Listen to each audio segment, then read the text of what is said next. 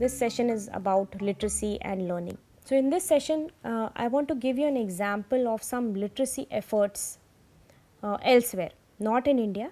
This is again, as I mentioned, is not a one country phenomena. It is not a phenomena that occurs in India.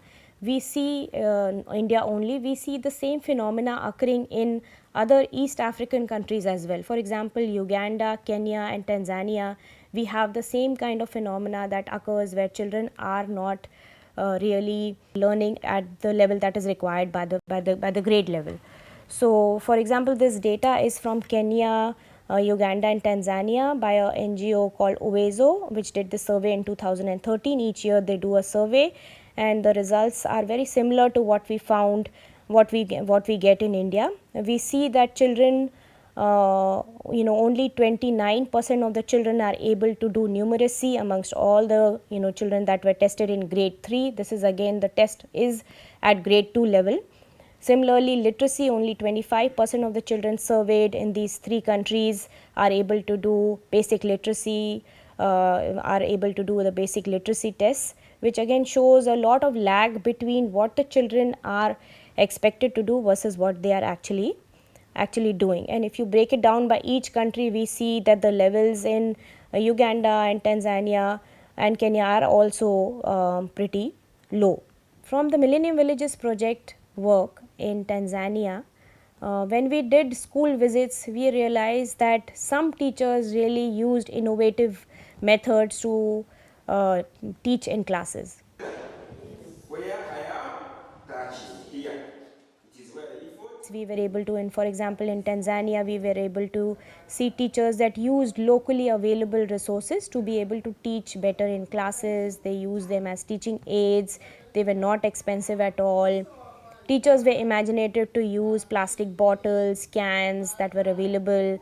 They engaged the classes, engaged the students in doing activities in the classes, and they were very engaging. They used multiple learning styles. They used both formal and informal methods to improve learning.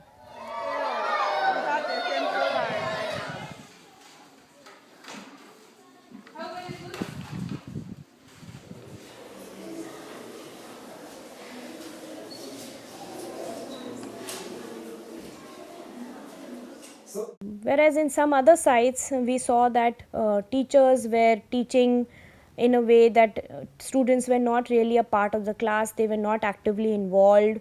They were sitting in groups, but they were not really engaged in a focused learning. In some cases, they couldn't even read the blackboard. In some cases, the teachers just used their rote method, where they just picked up a book and started reading. So it was very difficult for the children in these circumstances to learn from what is going on in the classroom. The classrooms were not really a good place for learning, because the teachers were doing a lot of teaching, but there was no actual learning that was happening in the classes. So to counteract some of these problems or some of these challenges that we found, we tried a couple of things in the Millennium Villages. We tried a couple of interventions. One is we started this program called the Community Education Workers Program in almost all of our sites in 10 different countries, where these community education workers sometimes supported in classroom based teaching and supported the teachers who were teaching these classes.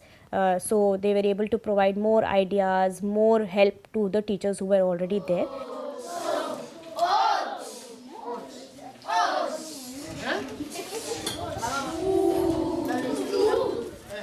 Yasa akuti bali 2 is yet tazona to set jerekeza mama moto la wili yet.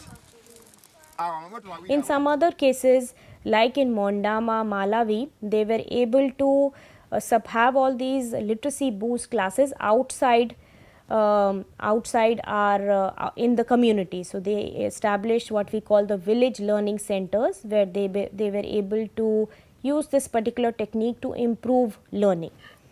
The idea was that these community education workers are basically secondary education graduates who were interested in education are from the same community, so they know the communities very well, they know the children there very well and have a good rapport with them. So, they were the best people who volunteered and said that yes, we want to change the way education is perceived in the community, and we want to bring this change in the learning levels of the children. So, in some of our classes, as you see, they are sometimes in huts, they are sometimes in open air, we do not have concrete structures. These are places donated by the communities themselves, and we were able to have these community classes either after school hours or during vacation time.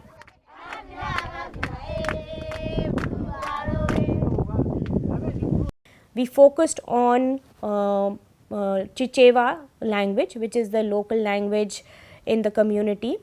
So, our learning, our program was about improving Chichewa language competencies. What we were able to do in this particular program is to develop metrics to assess where children are in Chichewa learning, and EGRA has done this in in Malawi. We were able to use only 1 or 2 sub tests, very short subtests, which do not take more than 10 minutes to implement. We were able to take 2 subtests and implement the test and got a glimpse of where children are, and the learning levels turn out to be as suspected, they were very low. And so, we started to dig more into what could we really do in this particular case to improve the Chichewa learning. We worked with Dr. Helen Abadzi, who is from the World Bank, is a psychologist, is a cognitive psychologist, and we were able to integrate knowledge from cognitive neuroscience to improve learning levels. This example is from Malawi, which shows interesting ways of doing to improve literacy. The main objectives of the program are that the students at the end of the program will be able to name the letters in Chichewa, know the sounds of each of these letters, decode new words, recognize and read familiar words, read more fluently and also accurately, and understand what they are reading. So, the comprehension part will also be met. These are the main objectives. The lesson for each of the Chichewa learning program lesson plan was like really simple. The first part was started with letter practice. So, identification and the sounds of the sounds of these letters are the first thing that we did. We also did the next followed was analogies and blends, where we added 2 letters together, m and is ma. We added these letters together to make ma. Similar sounds were similar letter recognition as well as sounds were added on, and then we added nonsense words as a part of the practice. Real words were introduced also, and then later on sentences were also added.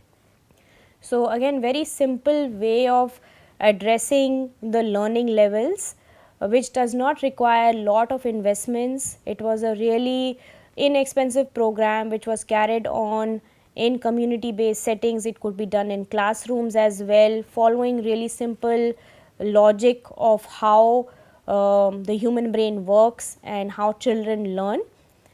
This was a way of showing the project is currently underway. We will be collecting data at the end of December, and this was a simple way of making sure that children learn.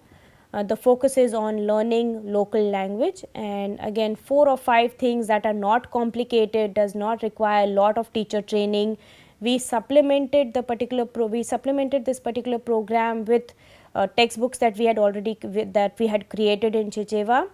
This was just like a hand, really quickly done draft of a textbook to provide more practice to the students, and we were able to use this particular textbook to be able to make sure that children learn following some basic principles of cognitive neuroscience. Main elements of the program was that we at least we made sure that we have at least 5 minutes of direct attention that the student is getting from the teacher. Corrective feedback was a really important and a key part of this particular program. Children would touch the letter and repeat the letter sounds again till they understood the sound of the letter and recognize the letter. The textbook that we had created had a big clear font so that children are not confused. This is the first time that they'll be reading these letters, so it included big fonts, very clearly visible, to be able for them to point the finger on these letters and to be able to really easily decode what the letter sounds are, and also understand how different letters combined together form a different form these sounds. The idea was that teachers should also approach the children who are sitting behind, making sure that each child is able to see the blackboard, each child is able to see where the teacher's fingers are. The teacher would also appoint volunteers from the class who already know Chichewa very well to be able to help in making sure that each child gets the 5 minutes corrective feedback that we are talking about, and ensuring that each child is actually practicing and learning in the classroom environment. We went from letter by letter, really understood where each child is stuck, and to be able to make sure that that child moves from one stage to the other rather than finishing the textbook or rather than finishing any kind of curriculum. The idea was to focus on students. The idea was to focus on what the problem areas are, to be able to address those problem areas rather than making sure that we finish a textbook or making sure that we finish a particular curriculum.